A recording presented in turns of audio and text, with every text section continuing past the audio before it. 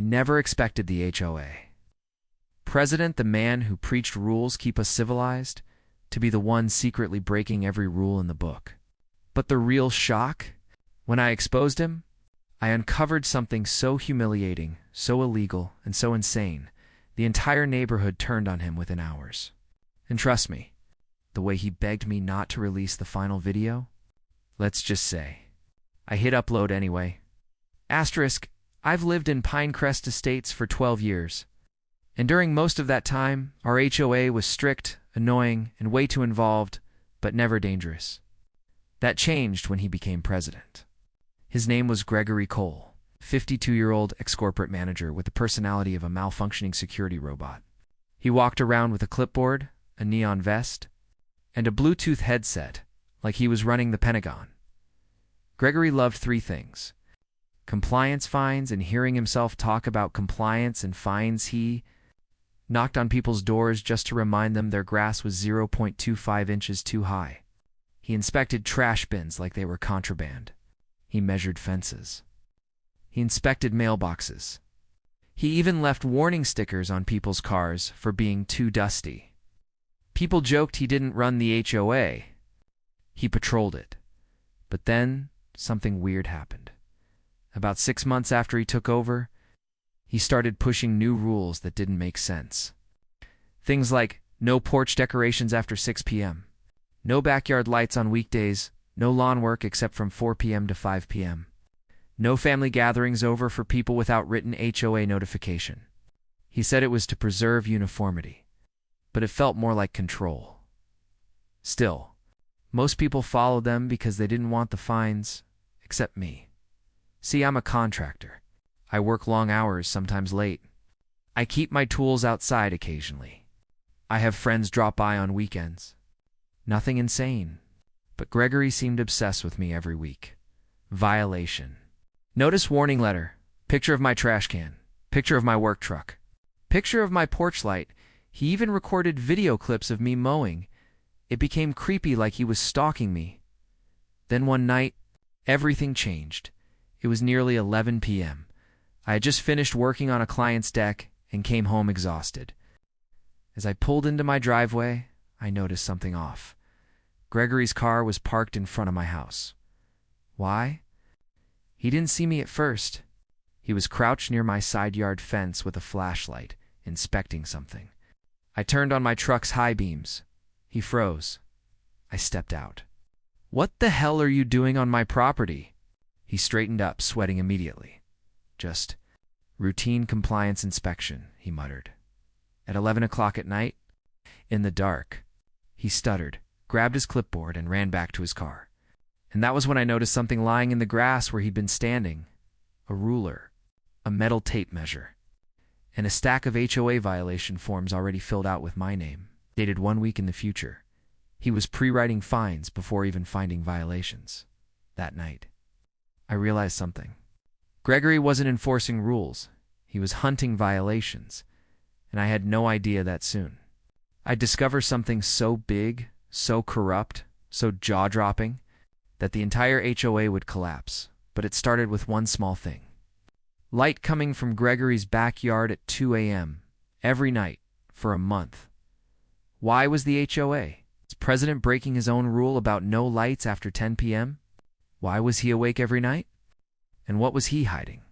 Asterisk, the first time I noticed that late-night backyard light, I thought nothing of it. Maybe he was doing paperwork or grilling food, who cared? Except that glow wasn't normal. It was bright, harsh, and flickered like industrial equipment, and it happened every night.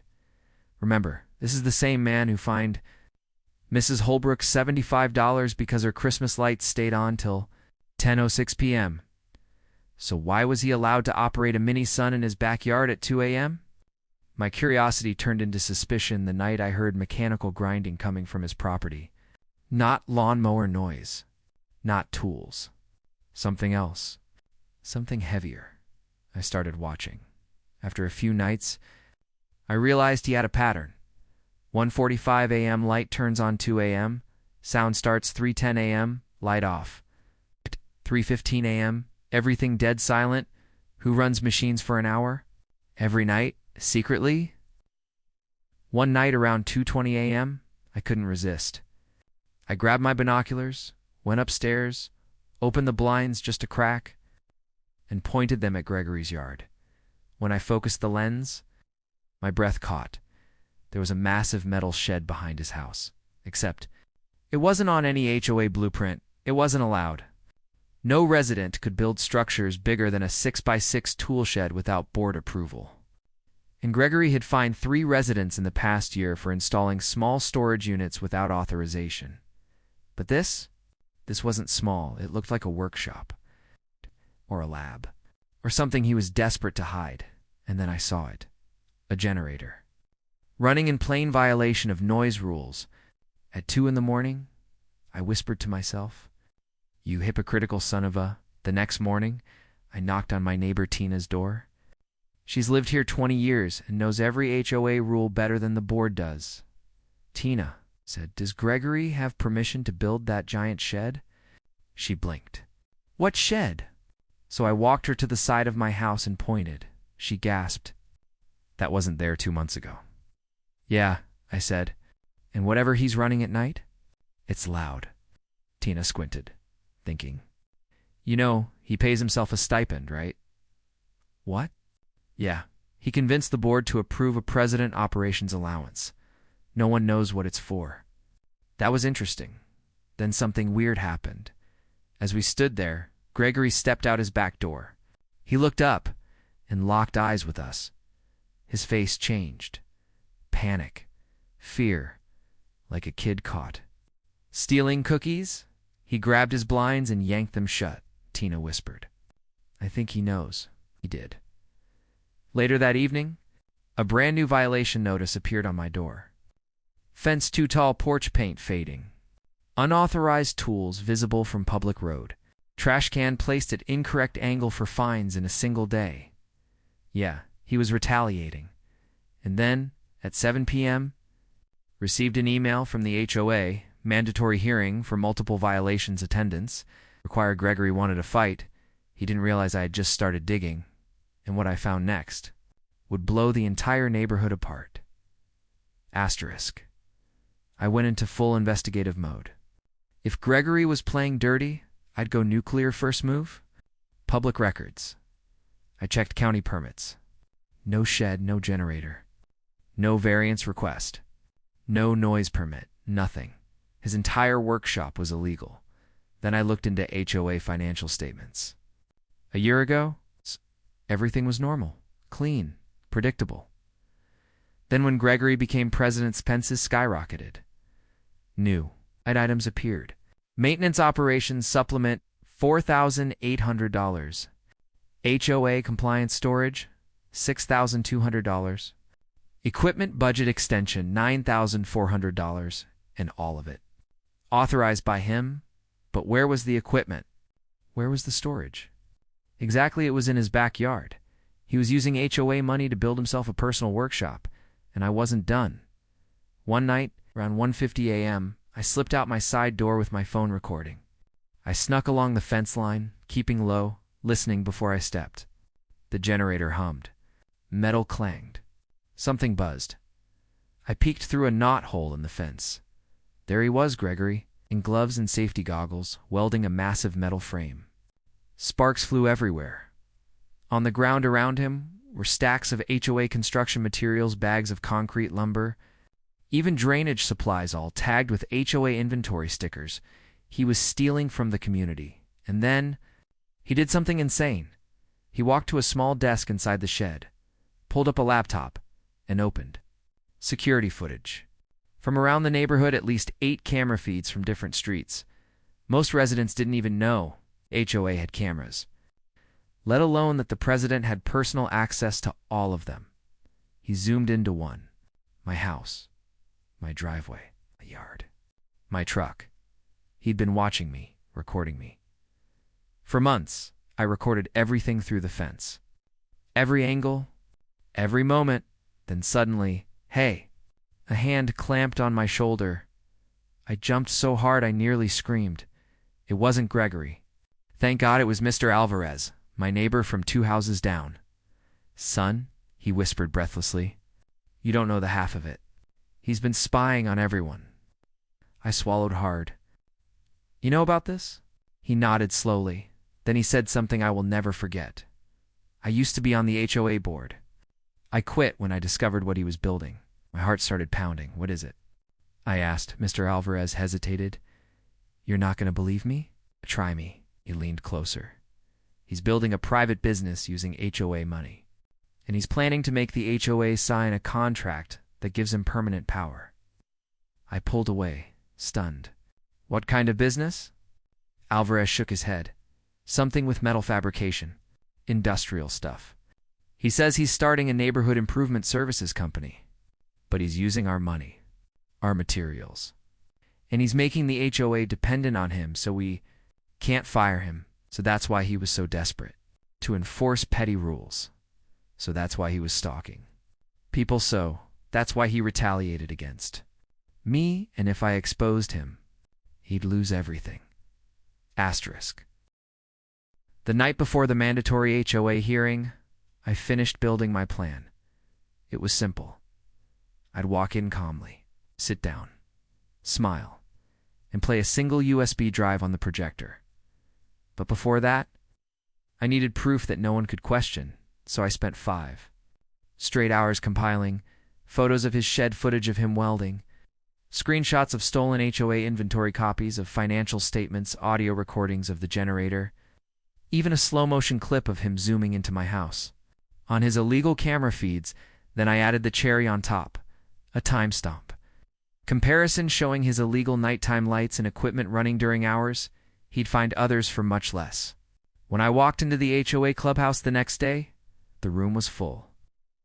Everyone had been urged to attend for important announcements. Gregory sat at the front table like a king, chest out, glasses down his nose, clipboard ready to strike.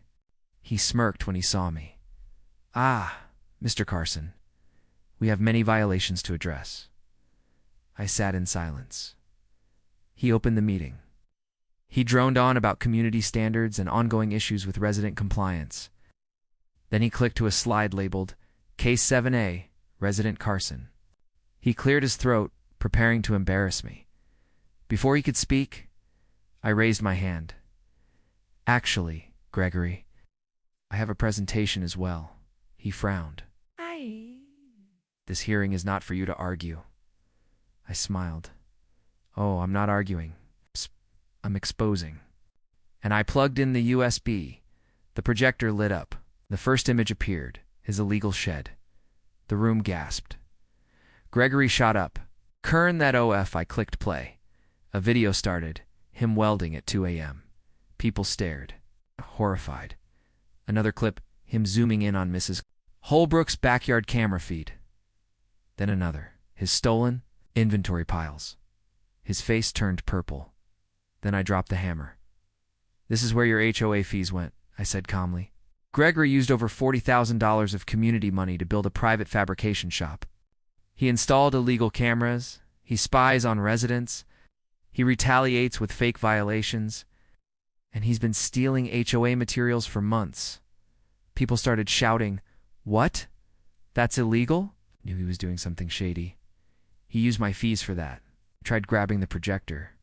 I stepped in front of it. You touch this, I said quietly.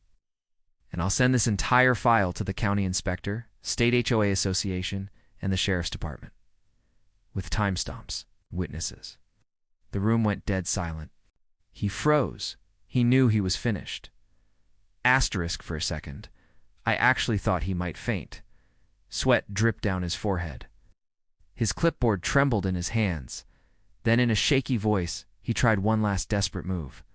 This is taken out of context. Someone shouted from the back, "What's the context of stealing our money?" Another resident yelled, "Or spying on our families?" Someone else, "You find me for a trash can." The room exploded with rage. Gregory panicked. I was improving the HOA. You don't understand? I stepped forward. No, you don't understand. I have every file backed up, every clip, every document. And unless you resign tonight, we're taking this to law enforcement. His face went white. Please, he whispered. Can we discuss this privately? No. No need to ruin my reputation. Ruin your reputation? I said, Gregory, you did that? He sank into his chair, defeated. The board held an emergency vote. It lasted 42 seconds. Unanimous removal. But the story wasn't over, because the next morning, sheriff's cruiser pulled into Pinecrest Estates. Someone may be Mr. Alvarez. Maybe half the neighborhood forwarded my files to the sheriff anyway. Gregory tried to claim everything was a misunderstanding. But the evidence was too overwhelming. Misappropriation of HOA funds, unauthorized surveillance, unpermitted construction, retaliation fines, threatening residents. It all stacked up. Within a week, he was removed from the HOA board, fined by the county, and facing charges. The shed was torn down. Residents got refunds. The neighborhood held a barbecue to celebrate his removal. People joked that the grill smoke was the spirit of Gregory's shed leaving the earth. As for me, I got elected to the new board. But here's the best part. A few days after everything settled, I found a letter taped to my door. From Gregory, handwritten, it said, "You didn't have to ruin me." I crumpled it up and tossed it. Because here's the thing. I didn't ruin him. I just exposed who he already was. And the neighborhood is finally free.